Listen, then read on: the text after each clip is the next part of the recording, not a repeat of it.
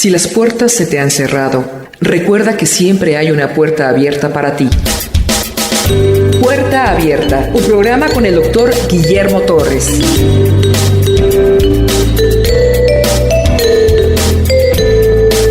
Vamos a continuar con el libro de Esdras, capítulos 7 y 8. Antes de eso vamos a hacer un recordatorio de lo que hemos visto.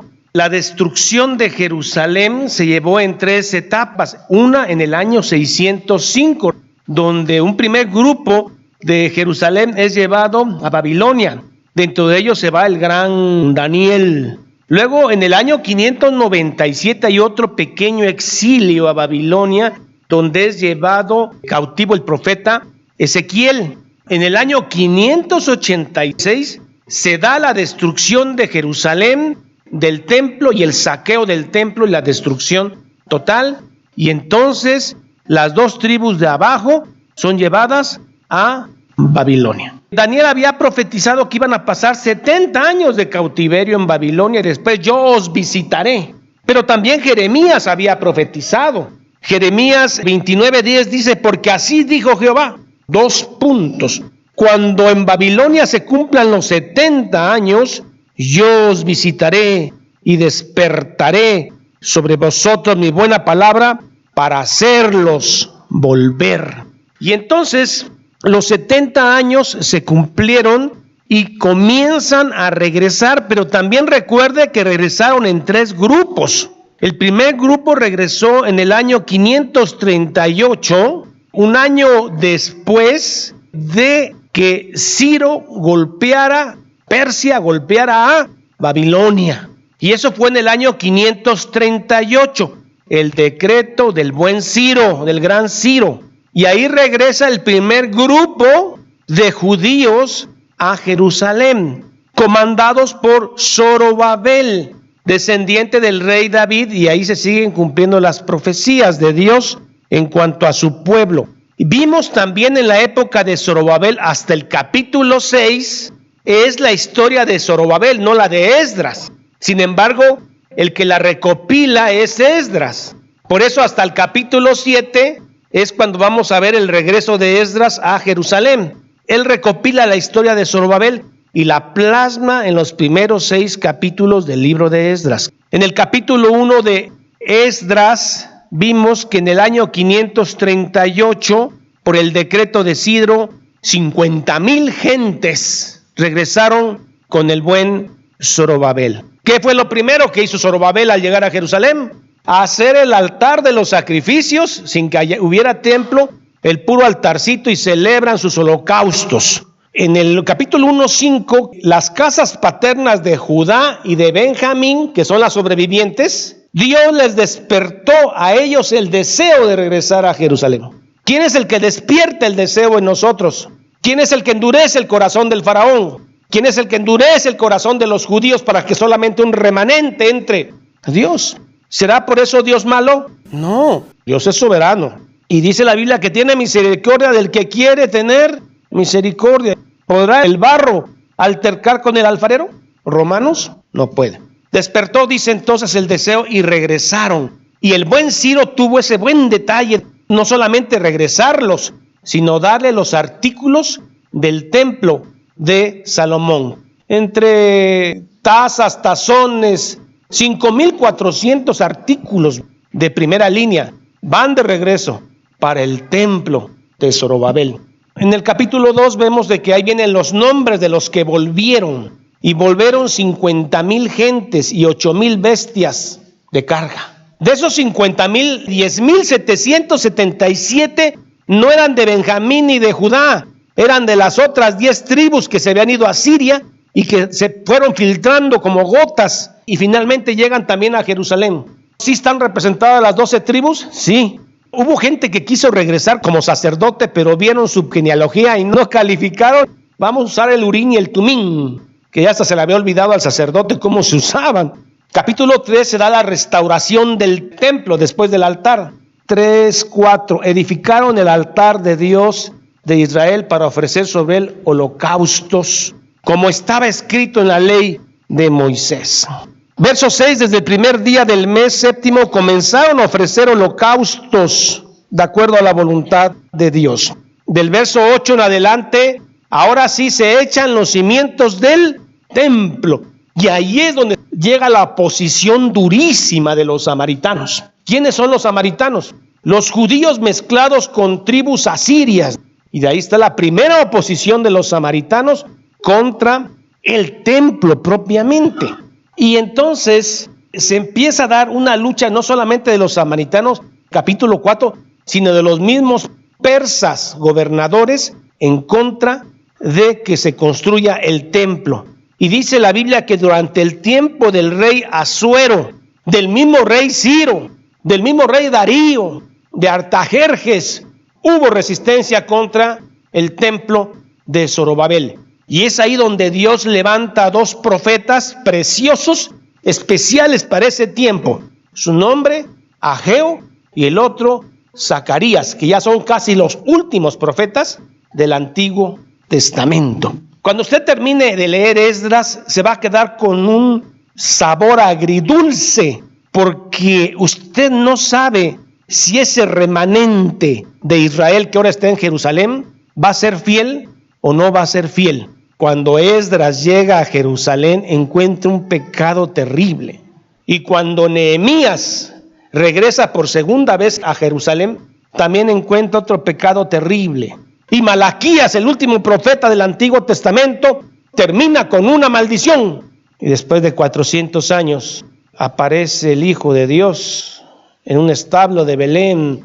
Y ahora sí el verdadero templo, el verdadero Israel, la verdadera casa de Dios está en la tierra. Finalmente se logra construir el templo en los tiempos de Zorobabel.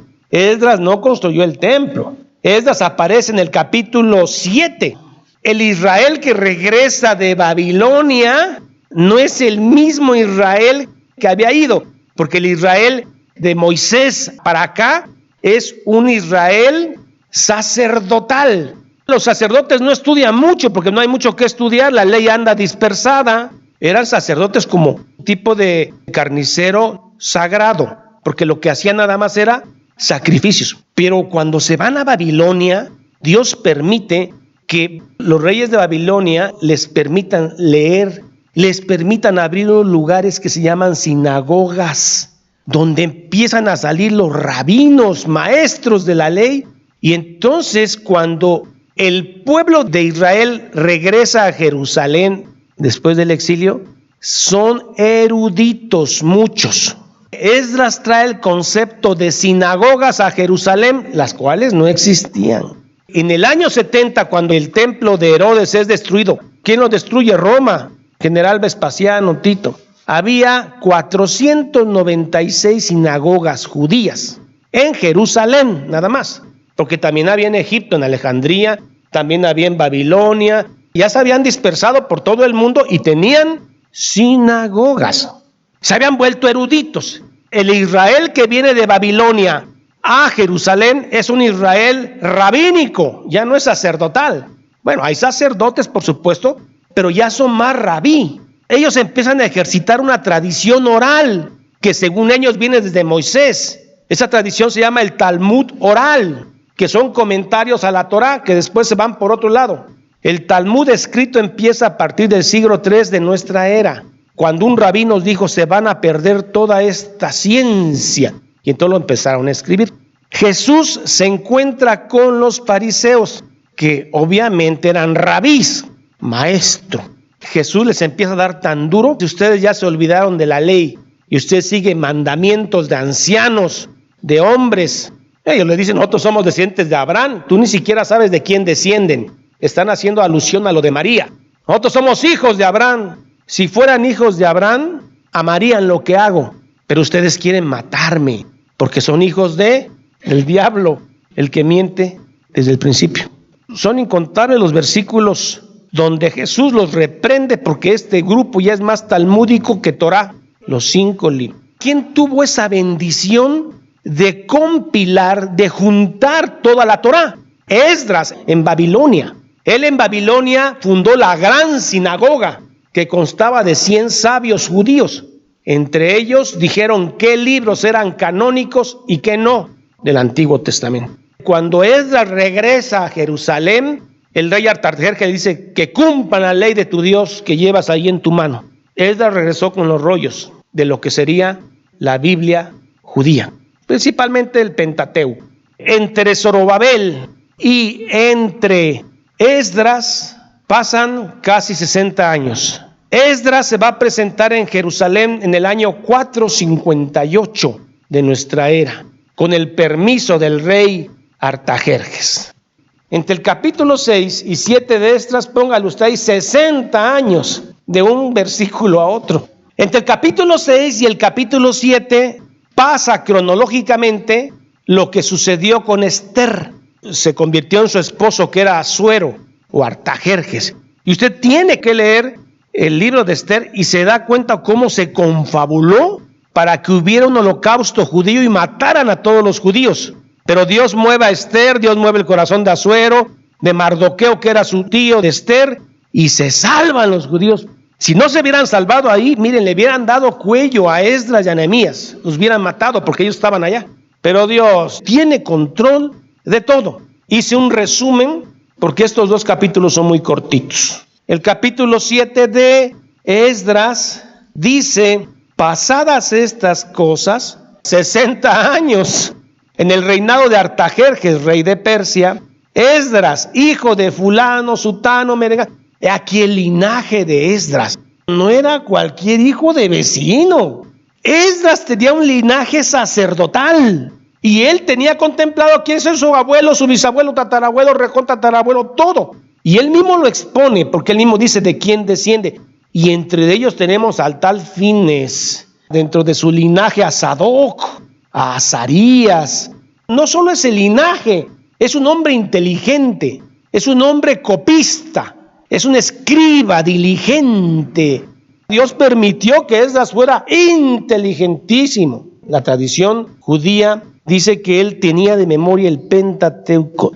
Era escriba diligente de la ley de Moisés. Verso 6, que Jehová Dios de Israel había dado, y le concedió el rey todo lo que pidió. Es como si usted en estos días usted fuera a Estados Unidos y de repente usted le cae bien al Trump y el Trump dice: ¿usted qué quiere? No, pues yo quiero ir a Oaxaca a poner un templo grande. ¿Qué necesitas? Llévate eso más y todo lo que quieras. Así le pasó a Esdras. ¿Quién movió a Artajerjes? Dios está atrás de toda esta historia. Dios conoce todo. Verso 7 dice: y con él salieron varios principales de la sinagoga de Babilonia, algunos hijos de Israel, de los sacerdotes, levitas, cantores, porteros, sirvientes del templo, en el 7º año del rey Artajerjes, el 458. En el siglo 4 antes de Cristo se dieron todos estos eventos de Esdras. Y llegó a Jerusalén en el mes 5 del año 7 del rey, porque el día 1 del primer mes fue el principio de la partida de Babilonia, y el 1 del mes 5 llegó a Jerusalén. Salió en el primer día del primer mes y llegó en el primer día del 5º mes. 4 meses, 1,600 kilómetros de Susa, la capital de Persia, a Jerusalén. 1,500 varones, tenían su esposa, sus hijitas. Era un grupo lento, iban niños. Entonces hicieron 4 meses, ¿no? Él tiene 2 opciones antes de partir. Una es pedirle a Artajerjes unos guardaespaldas de primera línea para que lo cuiden en ese trayecto que era peligroso. Mucho ladrón. Dice: si le pido a Artajerjes una guardia completa para que me cuide, él va a decir: ¿qué testimonio, Esdras? ¿Que no confías en Jehová? Ayunó 3 días, oró y pidió camino derecho a Jerusalén. Y ahí se va por fe. Y entonces es algo que debemos aprender de Esdras. Mucha de la gente inconversa también nos ve a dar testimonio. En el verso 11 dice que Artajerjes le dio una copia de la carta, porque la original se le quedaba a Artajerjes y con esa copia tenía permiso de ir. Y luego le dice a Artajerjes en el verso 14: porque de parte del rey y de sus 7 consejeros sabios eres enviado a visitar Judea y Jerusalén, conforme a la ley de tu Dios que está en tu mano. Ya eran rollos. Y él llega a Jerusalén, con el Pentateuco. 16. Y toda la plata y el oro que hayes en toda la provincia de Babilonia, todos los países están ahí sometidos, con las ofrendas voluntarias del pueblo y de los sacerdotes, ofrece holocausto en la casa de Jerusalén, becerros, carneros, corderos. Verso 19. Los utensilios que te son entregados para el servicio de la casa de tu Dios, los restituirás delante de Dios en Jerusalén. Y todo lo que se requiere para la casa de tu Dios que te sea necesario dar, lo darás de la casa de los tesoros del rey. Aquí no hay una lógica. Este rey no cree en Jehová. ¿Y por qué está tan solícito en ayudar? Porque Dios lo inquietó. Dios tiene el control de las emociones de todo el mundo. Y por mí, Artajerjes rey, es dada orden a todos los tesoreros que están al otro lado del río. Todas las provincias sometidas por Persia están para servir a Esdras. 23. Todo lo que es mandado por el Dios del cielo sea hecho prontamente para la casa del Dios del cielo. Mira, hasta parece creyente Artajerjes. Pero Artajerjes no es creyente. Tiene respeto al Dios de los hebreos, porque sabe que tiene poder. Pero ¿por qué no cree en él? Porque no puede creer. Porque él cree en sus dioses. Lo habrá evangelizado, entre comillas, Esdras. Le habrá hablado de su Dios, por supuesto. Le ha de haber enseñado la ley. Probablemente hasta leyó parte de la ley Artajerjes y tuvo respeto a ese Dios, pero no cree en él. Así actualmente hay mucha gente que uno evangeliza, ¿no? Mis respetos para Jesucristo, es un gran filósofo. Qué manera de predicar sobre el amor. ¿Y por qué no crees en él? No, pues eso sí no. Sí reconozco que fue un gran hombre, único, filósofo, profeta. Hasta probablemente sea el Hijo de Dios. ¿De qué Dios? Pues no sé. Y entonces así hay gente, ¿no? Que reconoce que Jesús es algo diferente, pero no puede creer en él. Así es Artajerjes. Vean el 23. Todo lo que es mandado por el Dios del cielo se ha hecho prontamente para la casa de Dios del cielo. Aquí está la respuesta. Le tenía temor a Jehová. Pues, ¿por qué habría de ser su ira contra el reino del rey Artajerjes y de sus hijos? Él teme que la ira de Jehová en un momento dado se vaya en contra. Él habrá conocido el éxodo de Egipto, sí, porque probablemente Esdras se lo enseñó en el Pentateuco. Dice, mira lo que Dios hizo. Mis respetos para ese Dios. Vete y llévate todo el dinero y todo lo que los sacrificios. Pero Artajerjes, ¿por qué no crees? No sé, pero no creo. Pero mis respetos para tu Dios. Y ahí van las ofrendas. Así hay gente que a veces te acerca y dice, ¿tú en quién crees? Pues yo creo en Jesucristo como misión. Te pido oraciones para mi hijo. Se va a los testigos de Jehová, pídele a Jehová por mi hijo. Se va con los mormones, pídele a Dios por mí. Se va con Walter Mercado, con los astrólogos, pídele a Dios por mis hijos. ¿Eso se vale? No, no hay fe. Y tú, Esdras, conforme a la sabiduría, verso 25, que tienes de tu Dios, pon jueces y gobernadores que gobiernen todo el pueblo. Le dio el poder para que él elija quién va a gobernar. Y cualquiera que no cumpliese la ley de tu Dios y la ley del rey Artajerjes, sea juzgado prontamente y se muera, o tenga destierro, multa o prisión. Y entonces en el verso 27, Esdras va a dar gracias a Dios por la forma en que Dios movió el corazón del gran Artajerjes. Y así dice, bendito Jehová, Dios de nuestros padres, que puso tal cosa en el corazón del rey para honrar la casa de Jehová que está en Jerusalén, e inclinó hacia mí su misericordia delante del rey. Es la misericordia de Dios la que hace que Artajerjes provea todo para Esdras. El capítulo 8 no lo vamos a leer, a menos la mitad, porque la mitad habla de los nombres que usted no conoce ni conocerá jamás. Capítulo 8, hasta el verso 15, porque en el verso 15 en adelante nos va a narrar cómo Esdras en el río Ahava, que no sabemos dónde está, ahí se encomienda a Dios para su viaje. 15. Los reuní junto al río que viene de Ahava y acampamos allí 3 días. Y habiendo buscado entre el pueblo y entre los sacerdotes, no hallé allí a los hijos de Leví. Hubo un problema antes de partir, que él quiso llevar levitas, pero no había levitas. Los levitas ya se habían dedicado al campo, a la sabiduría, todo lo que ofrece una gran ciudad, y no había levitas. Tuvo que buscar diligentemente levitas hasta que los encontró, y encontró en el verso 20 220 sirvientes del templo, todos los cuales fueron designados por su nombre. Había más sacerdotes que levitas disponibles. Y entonces mandó a buscar y ahí están 200 y tantos. Verso 21. Antes de salir él tenía una lucha. Y ante esa lucha lo que hizo fue publicar ayuno y oración. Y publiqué ayuno allí junto al río Ahava para afligirnos delante de nuestro Dios, para solicitar de él camino derecho para nosotros. En camello, en caballo, con mujeres embarazadas, con niños chiquitos. Y luego no iban guerreros allá, por si llegaban acechadores, no había gente guerrera. La mayoría eran levitas, sacerdotes, gente estudiosa. ¿Cómo se iban a defender?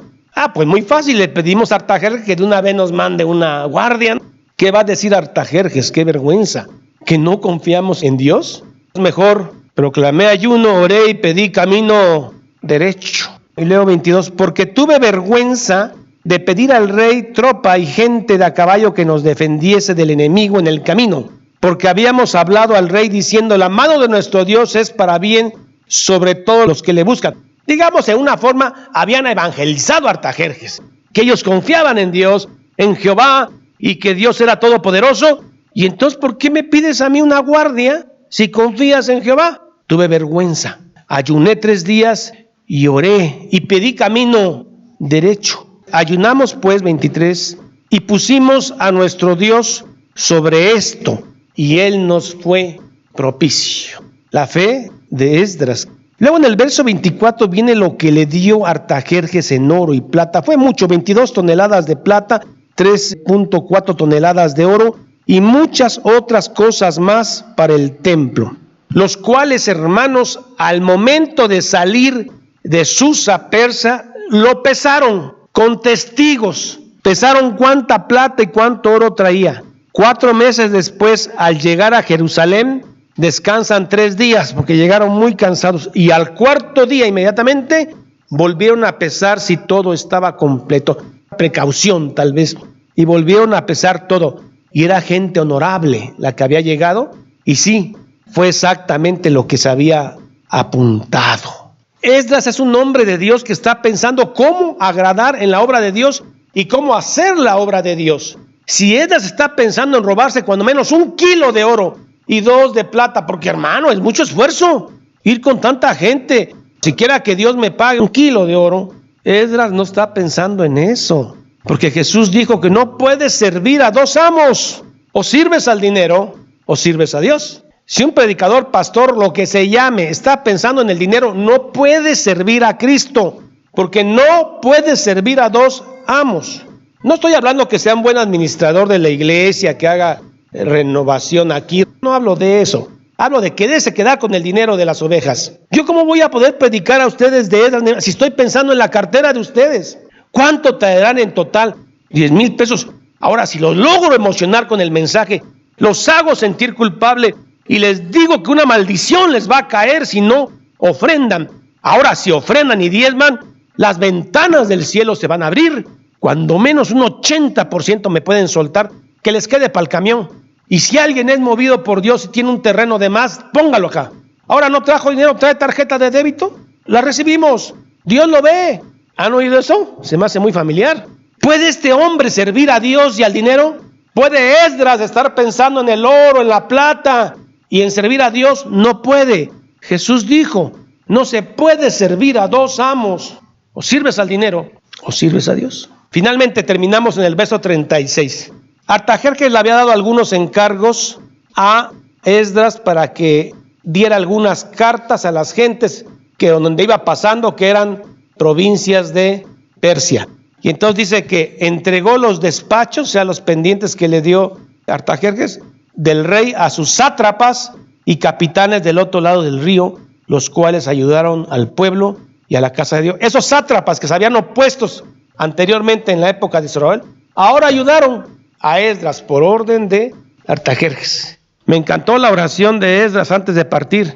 Él dijo, tuve vergüenza si yo le prediqué de Jehová, y entonces por fe pide camino derecho, y 4 meses después están entrando a Jerusalén. Descansan 3 días y al 4º día pesan el oro y la plata, y termina este capítulo. Señor mi Dios, usted que ha permitido la revelación de su libro a nosotros, Señor, que no éramos pueblo, que no teníamos el pacto, que no éramos descendientes ni de Abraham, ni de Isaac, ni de Jacob, que ni éramos pueblo. Ahora somos nosotros ese injerto en el olivo. Ahora la revelación está con nosotros, las promesas, los pactos. Oramos por las ovejas perdidas de Israel, Señor, que Dios tenga misericordia de ellas. Y nosotros, Señor, damos gracias por habernos salvado, por habernos escogido de entre tanta gente gentil. Y nos das esta revelación, nos la regalas cada domingo. Y nuestro corazón se hincha de emoción y de fe, porque sabemos que amamos tu palabra, que luchamos, Señor, pero que la amamos. Gracias, Señor, por habernos elegido y escogido. Ayúdenos para todas las pruebas que se presenten, denos fortaleza, denos fuerza, denos fe, que la misericordia de tu corazón se incline a nosotros. Oramos en el nombre bendito de Jesús. Amén y amén. Jehová es mi pastor, nada me faltará. En lugares de delicados pastos me hará descansar. Junto a aguas de reposo me pastoreará. Confortará mi alma. Me guiará por sendas de justicia por amor de su nombre. Aunque ande en valle de sombra de muerte, no temeré mal alguno, porque tú estarás conmigo. Tu vara y tu cayado me infundirán aliento. Aderezas mesa delante de mí en presencia de mis angustiadores. Unges mi cabeza con aceite, mi copa está rebosando. Ciertamente el bien y la misericordia me seguirán todos los días de mi vida, y en la casa de Jehová moraré por largos días. Salmo 23. Esta es la paz que Dios te da a través de su palabra. Busca un grupo de personas que te ayuden a leer e interpretar la Biblia. Te invitamos a escuchar el programa Puerta Abierta con el Dr. Guillermo Torres, pastor de la iglesia La Familia de Dios. Todos los días por esta estación.